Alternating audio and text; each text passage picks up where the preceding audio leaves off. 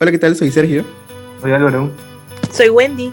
y somos médicos que hemos trabajado en temas relacionados a la toma de decisiones basada en evidencia y dedicaremos este capítulo especial y navideño al ensayo clínico fase 3 de la vacuna Pfizer-BioNTech para COVID-19, el cual ha sido publicado en la revista New England Journal of Medicine. Este es el especial navideño y por año nuevo de horas de evidencias, así que llama a tus amigos y vamos a papers muy lejanos.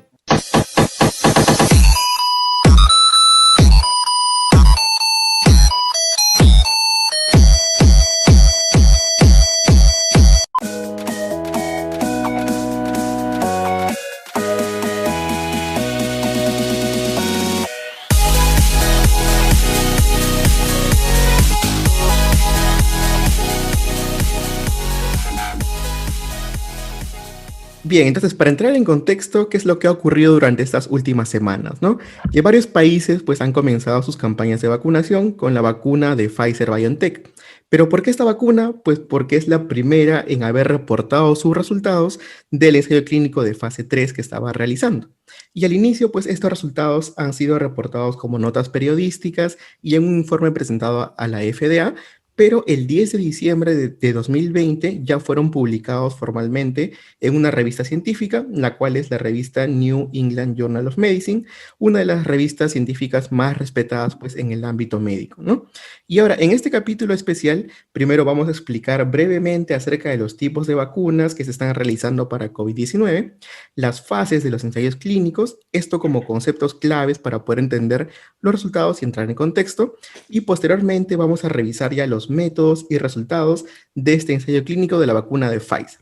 Entonces, empecemos con esta primera etapa, estos primeros conceptos previos, que es conocer acerca de los tipos de vacuna que se están desarrollando. Entonces, ¿qué hay sobre ello? Bueno, actualmente tenemos 18 vacunas en fase 3. Algunas usan ARN mensajero, otras usan vectores virales, otras usan el virus inactivado y otras usan subunidades proteicas. Pero, ¿a qué se refiere con esto? Vamos a conversarlo ligeramente sobre al menos el mecanismo de la vacuna de Pfizer. La vacuna de Pfizer es una de las que usa el ARN mensajero. Básicamente lo que hace es darles instrucciones a nuestras células para que produzcan una proteína llamada Spike, que también se encuentra presente en la superficie del virus COVID-19. De esta manera, nuestro sistema inmunitario reconoce que la proteína es un cuerpo extraño y comienza a generar una respuesta inmunitaria y producir anticuerpos contra el COVID-19. Cabe resaltar que este ARN mensajero, que son las instrucciones que le brinda la vacuna a la célula, no va a modificar tu ADN. Así es, ¿no? Tampoco te va a implantar un chip esta vacuna. Tampoco te va a convertir en un celular. Ni te va a transformar en un reptiliano. Ajá, y otro concepto importante es entender cuáles son las fases de los ensayos clínicos, ¿no? Sabemos que cuando un fármaco o una vacuna va a ser entregado masivamente, primero tiene que pasar por algunos estudios. Lo primero es por algunos estudios que se conocen como preclínicos, ya sea en laboratorio o en animalitos. Cuando el fármaco o la vacuna parece ser buena en el laboratorio de animalitos, pasa a los ensayos clínicos en seres humanos, que tienen 4 fases, que bueno, ya se han hecho más o menos populares en esta coyuntura, ¿no? En la fase 1 lo que queremos es, en un grupo pequeño de personas, ver si es que este fármaco o esta vacuna causa algún daño. En la fase 2, lo que queremos es ver más que nada la dosis en la cual puede ser efectiva. Y en la fase 3, recién, ya con un número mucho más grande de personas, en algo que se llama un ensayo clínico aleatorizado, recién evaluamos la eficacia, ¿no? Entonces, hasta que no haya pasado la fase 3, no podemos decir que nada funciona. Y luego de que este fármaco, esta vacuna, supera la fase 3, ya sale al mercado, se da masivamente, y ahí viene recién la fase 4, también llamada de farmacovigilancia. Porque tenemos que ver en una población ya mucho más grande, una vez que ya salió al mercado, si es que hay algún evento adverso o algo que no nos esperábamos con esta sustancia, ¿no? Entonces, es muy importante tener ya los datos de una fase 3 antes de poder aplicar algún fármaco o alguna vacuna. Y en el caso de esta vacuna de Pfizer, de hecho se hizo la fase 1, 2 y la fase 3 como un solo estudio grande, ¿no? En la fase 2, pues compararon 3 dosis, la de 10 microgramos, 30 microgramos y 100 microgramos, quedándose la de 30 microgramos para esta fase 3. Ahora lo que vamos a hacer es comentar qué cosa es lo que se hizo, qué cosas se encontró en ese ensayo clínico y hacer un pequeño análisis de los criterios de riesgo de sesgo. Esto en nuestro siguiente bloque.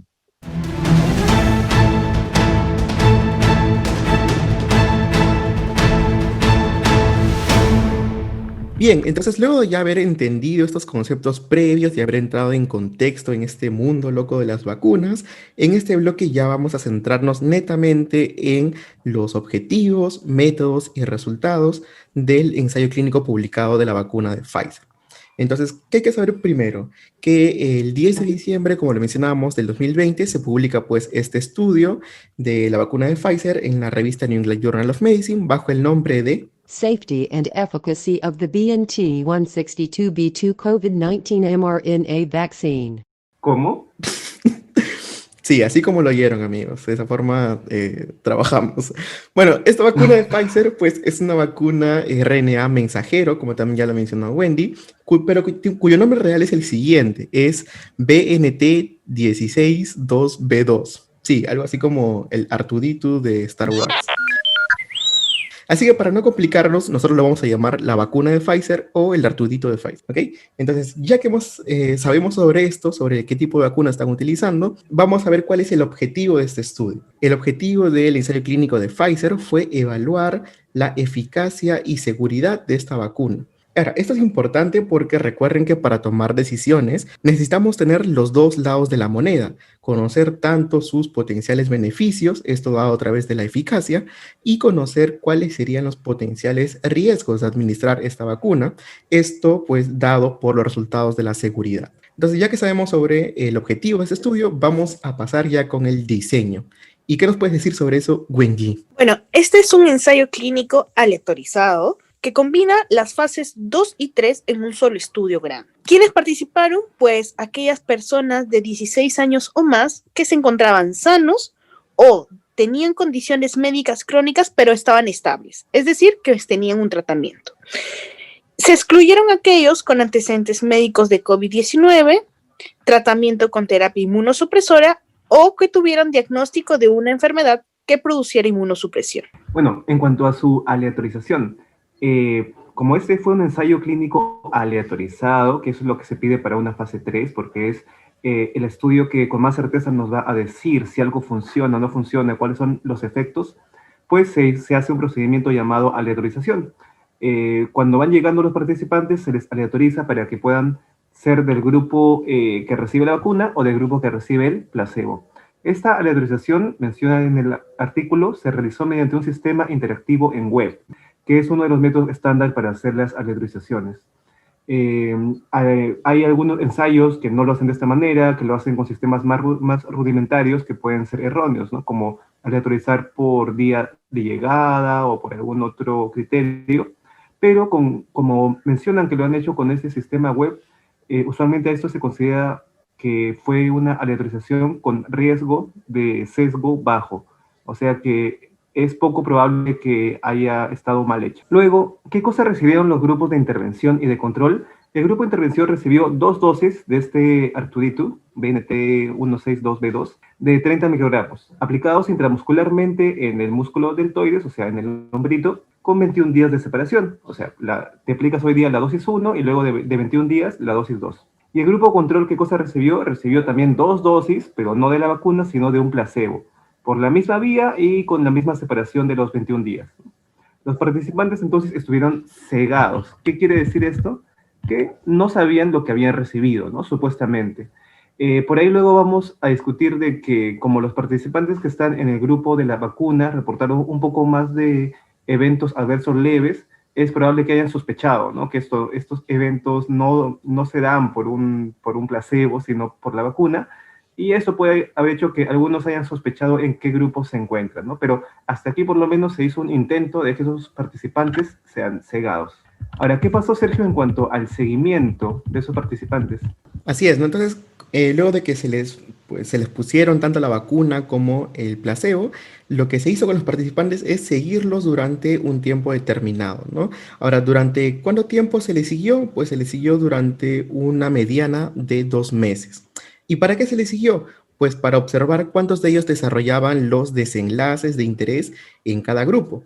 Y al comparar estos números se puede determinar finalmente cuáles fueron los efectos de la vacuna, ¿no? Hay que saber también que el personal del centro que era responsable de esta evaluación desconocía de las asignaciones a cada grupo, es decir, los que hacían el seguimiento, los que evaluaban a los participantes, no sabían en qué grupo estaba cada uno de ellos. También quiere decir esto que estaban cegados, ¿no? Y se observaron a los participantes durante 30 minutos después de la vacunación para cualquier reacción aguda y luego ya corrió todo el tiempo de seguimiento de los 2 meses que les mencionábamos. Ahora, ya que hemos hablado de que se les sigue para poder ver qué desenlaces desarrollan, es importante mencionar cuáles son los desenlaces principales y secundarios que han evaluado los autores en este estudio. Vamos a dividir esto en 2 grandes grupos. Y aquí, por favor, mucha atención porque ya empieza a complicarse la cosa. Recordemos que teníamos, teníamos 2 grandes grupos de desenlaces, ¿no? Desenlaces de eficacia y desenlaces de seguridad. ¿Ok? Primero centrémonos en los desenlaces para evaluar la eficacia. En estos desenlaces de evaluación de eficacia hay 2 subgrupos, desenlaces principales y desenlaces secundarios. Los desenlaces principales son aquellos que nos importan más, son los que han guiado el desarrollo del ensayo clínico, es decir, el ensayo clínico nace para evaluar estos desenlaces principales, ¿ok? Entonces, ¿cuáles fueron estos desenlaces principales? No fue uno, sino que fueron 2 desenlaces principales de evaluación de eficacia. ¿Ok? Entonces, el primero de ellos fue el diagnóstico confirmado de COVID-19 7 días después de recibir la segunda dosis en un grupo de participantes que hasta ese momento no habían desarrollado COVID, no habían tenido COVID. ¿Ok? Ese es el primer desenlace principal. El segundo desenlace principal también es diagnóstico confirmado de COVID 7 días después de recibir la segunda dosis, pero ahora en todos los participantes, hayan o no hayan tenido COVID hasta ese momento. ¿Sí? Ahora, ¿cómo se realizó el diagnóstico de COVID?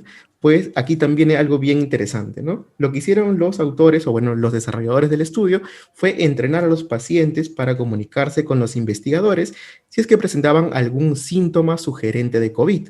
Fiebre, tos, dificultad para respirar, etcétera, ¿no? Y en esos casos se les realizó una prueba de PCR para determinar si tenían la enfermedad, ¿no? Entonces, esto es importante. ¿Por qué? Porque hay que tener en cuenta entonces que los desenlaces han sido autorreportados por los pacientes, es decir, los pacientes han sido los evaluadores del desenlace. Y pues como hemos mencionado antes, estos participantes, a pesar de haber sido cegados, algunos podrían adivinar en qué grupo han estado debido a las posibles reacciones adversas que han tenido luego de la vacunación, ¿no? Porque como lo vamos a discutir después en los resultados, vamos a encontrar que los que recibieron la vacuna tuvieron más reacciones adversas locales, ¿no? Entonces, es un dato bastante interesante para poder discutir. Ahora, respecto a los desenlaces secundarios, igual, centrados todavía en la eficacia, lo que evaluaron los autores fue desarrollar COVID grave. Ese fue el desenlace secundario, ¿ok? Ahora, vámonos con el otro gran grupo, que son los desenlaces para evaluar la seguridad. En este caso, todos fueron desenlaces principales.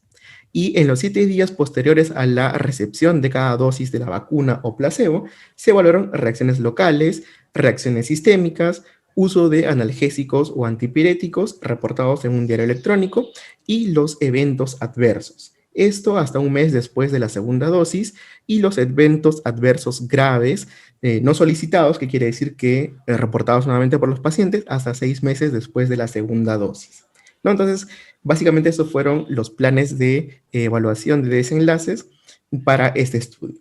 Ahora, ya que hemos hablado sobre esto, vamos ahora sí a centrarnos en el análisis. ¿Y qué nos mencionan ahí, Wendy?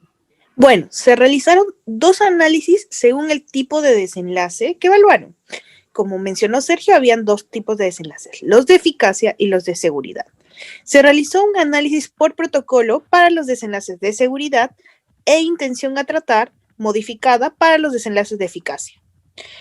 En cuanto al análisis respectivo por cada desenlace, para los de seguridad solo se realizó un análisis descriptivo. Sin embargo, para eficacia sí se calcularon razones de tasa de incidencia mediante un análisis bayesiano, por lo cual reportaron intervalos de credibilidad al 95% y no de confianza. ¿Qué podría pasar si, por alguna razón que ignoramos, una persona liberara el 100% de su capacidad cerebral? ¿El 100%? Pero ¿cuáles son los conflictos de interés de este estudio? Chan, chan, chan, chan. Bueno, Pfizer, que es el financiador, el que está produciendo la vacuna, fue responsable tanto del diseño, la realización del estudio, la recopilación de datos, el análisis, la interpretación e inclusive la redacción del manuscrito. Pero bueno, esto es algo que es necesario que se reporte e inclusive en el estudio está reportado. Ahora vamos a pasar a los resultados. ¿Qué nos tienes que decir con esto, Álvaro? Ajá. Y bueno, luego de hacer todo ello, ¿qué cosa encontraron, no? Primero entender que la aleatorización que reportan es de 43.448 participantes. Pero sin embargo, la FDA les dice, oye, si tú quieres presentarme un dato, tiene que tener una mediana de tiempo de seguimiento de 2 meses, tus participantes, ¿no? Y bueno, como si es que incluían a todos estos 43.448, la mediana de tiempo de seguimiento iba a ser menor. ¿Qué es lo que han hecho estos vivos? Allá. Solamente han incluido a los 36.523 que se enrolaron primero. ¿Por qué? Porque si hacían el cálculo de tiempo de seguimiento a la fecha del análisis de los datos, con esos 36.523, pues sí tenían la mediana de 2 meses de seguimiento que les pide FDA, ¿no? Entonces, al final, el tamaño de la muestra para ese estudio fue esta, 36.523, ¿no? Una cifra bastante impresionante. Entonces, de estos 36.000 y pico, pues, ¿cuántos se perdieron? O sea, que ya no volvieron o por algún otro motivo tuvieron que retirarse del estudio o ya no fueron contactados. En el grupo de la vacuna, solamente 352 y en el grupo placebo solamente 411, ¿no? Lo cual nos da 763, que es alrededor de 2%, ¿no? Del número inicial. Son pocas pérdidas, lo cual es esperable porque todavía van en sus primeros 2 meses, ¿no? De ensayo. Recordemos que ese ensayo va a durar mucho más tiempo y van a medir mucho más papers luego. En cuanto a sus características basales, este fue un estudio desarrollado en 5 países. 77% de los participantes fueron de Estados Unidos, 15% de Argentina, 6% de Brasil y 2% de Sudáfrica. ¿A qué nos referimos con esas características basales a las que se presentaron al inicio del estudio, ¿no? Puede que al final hayan cambiado, pero nos interesa saber al inicio del estudio cómo eran esos participantes. Y vemos que 51% fueron varones, 83% fueron de raza blanca, la mediana de edad fue de 52 años y 35% fueron obesos. Y lo más importante, vemos que estas características fueron similares entre el grupo placebo y el grupo de intervención, lo cual es esperable, ¿no? Porque al hacer un ensayo clínico aleatorizado, pues tú buscas que las características basales de ambos grupos sean similares para que la única diferencia que haya luego se deba a la vacuna, en este caso, ¿no? Entonces, luego de haber hecho todo esto, pues, Sergio, cuéntanos, ¿cuáles son los beneficios y los daños que se han encontrado?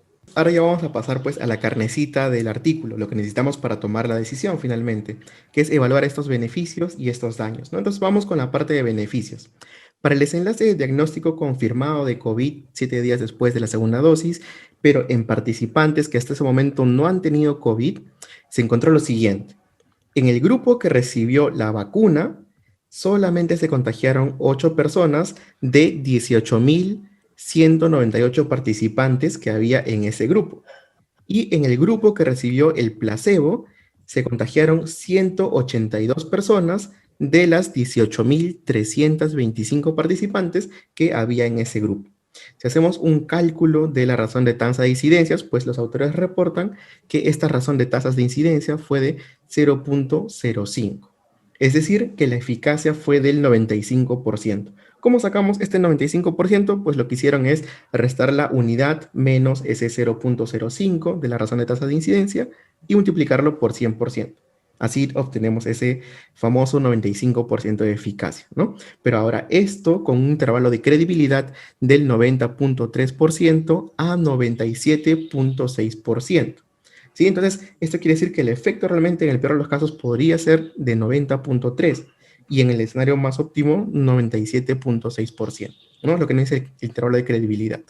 Ahora, para el desenlace de diagnóstico confirmado de COVID 7 días después de recibir la segunda dosis, pero ahora en todos los participantes hayan tenido o no COVID hasta ese momento, se encontró una eficacia del 94.6%, con un intervalo de credibilidad que va desde el 89.9% hasta el 97.3%.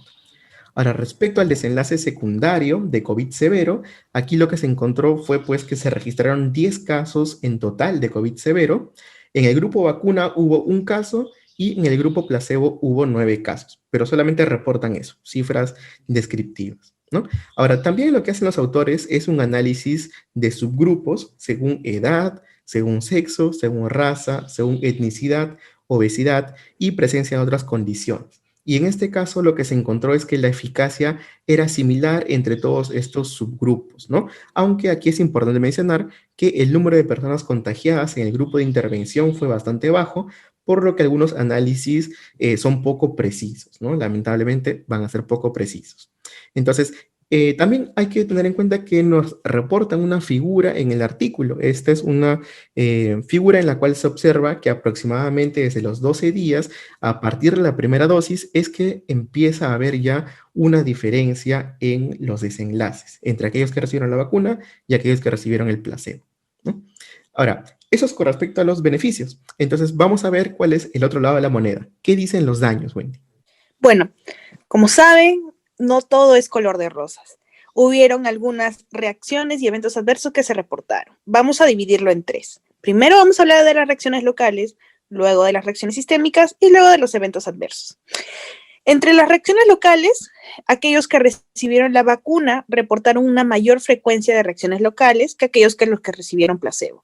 Principalmente, ¿cuál? El dolor en la zona de inyección. Sin embargo, este dolor, más del 50% reportó que era leve a moderado. En reacciones locales, ningún paciente tuvo una reacción local severa. En cuanto a reacciones sistémicas, pues lo mismo locales.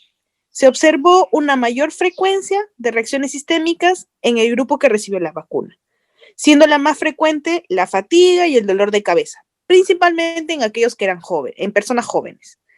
En este caso, pues sí se reportaron eventos sistémicos, reacciones sistémicas severas, pero en menos del 2% de los participantes que recibieron la vacuna.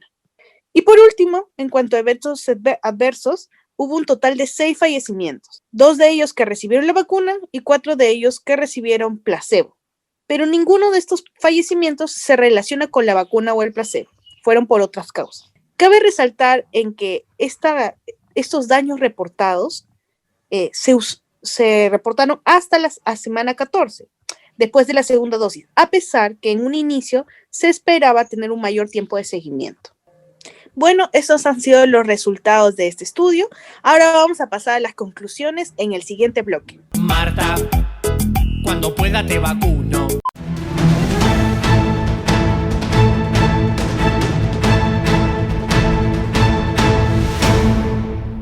Bueno, ahora vamos a la conclusión, que tiene que ver mucho con el balance entre beneficios y daños, ¿no? Si los beneficios que ha reportado ese estudio es una eficacia del 95% de tener COVID sintomático, pues hay que hacer un cálculo de esto en cierto contexto, cuántos casos va a evitar, cuántas muertes va a evitar, cuántas hospitalizaciones, ¿no?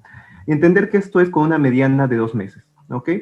Esta eficacia nos parece bastante buena, de hecho, 95% no es un número cualquiera, pero hay que contrarrestarlo con los eventos adversos, ¿no? Y hemos visto que hay efectos adversos leves y hasta moderados, relativamente frecuentes, ¿no? Incluso algunos se presentan en el 50%, 60% de los participantes. Sin embargo, son eventos que no les imposibilitan nada en su quehacer diario. En cuanto a los eventos adversos severos, como ya se mencionó, pues están en menos del 2% de los participantes y son más o menos similares entre los grupos vacuna y placebo.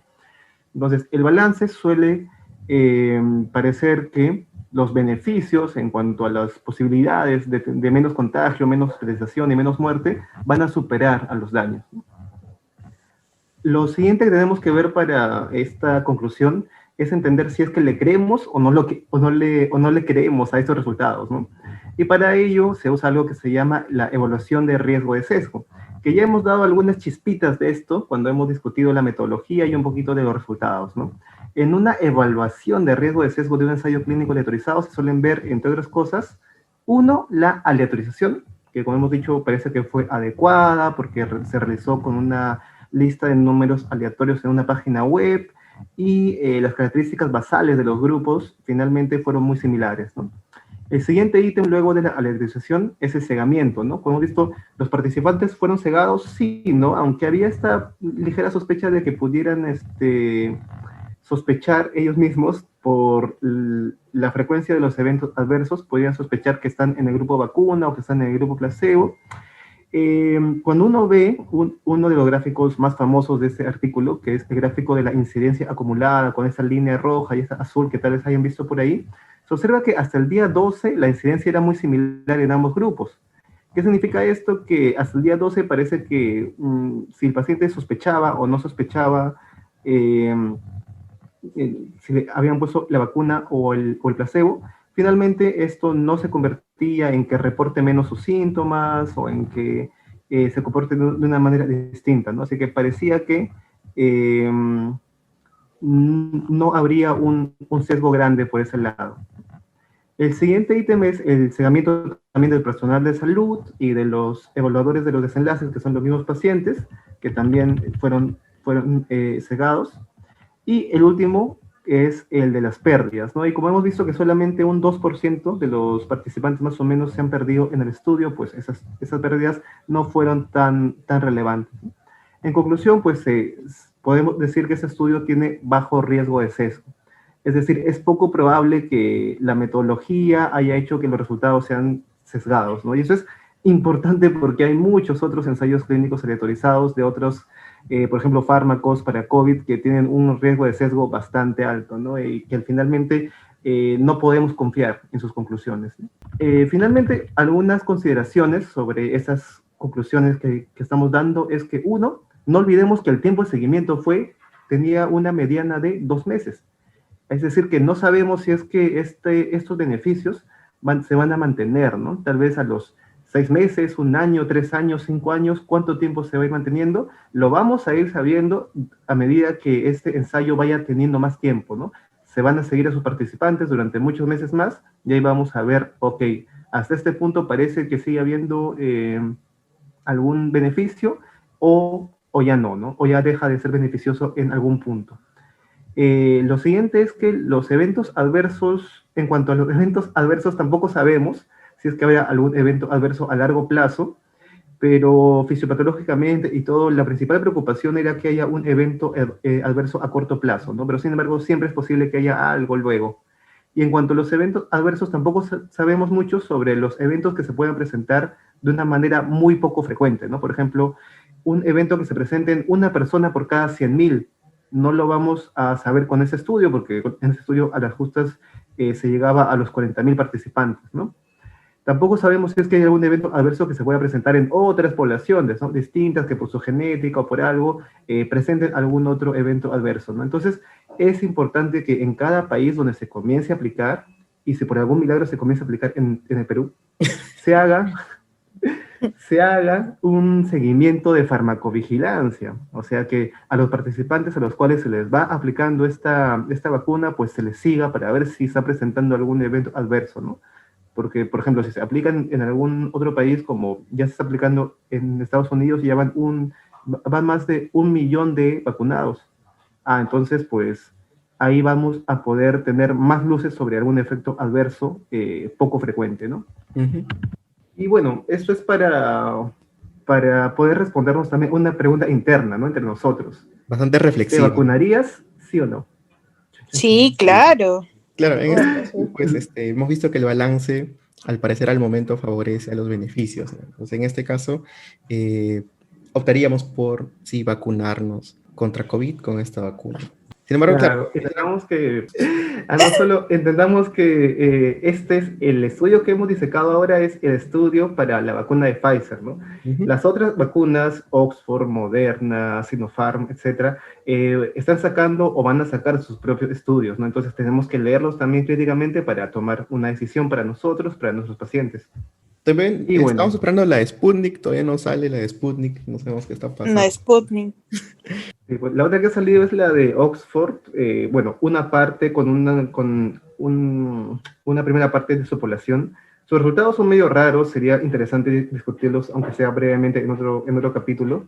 Ujú. Pero bueno, aquí quisimos enfocarnos más en la de Pfizer, ¿no? Así Y es. una amigo. recomendación para ti, que eres profesional de la salud o estudiante de alguna carrera relacionada a la salud, creo que creemos que hay una obligación, casi una obligación moral, ¿no? De que tengamos que leer este paper para comenzar, ¿no? O sea, necesitamos no creer en lo que alguien pueda decir en televisión o en redes sociales, sino comenzar a hacer esta cuestión de, ok, no sé realmente cuáles son los efectos de esta vacuna y es algo de interés a nivel mundial, allá voy a leer el paper que ya está libre de acceso gratuito para poder entender más, ¿no?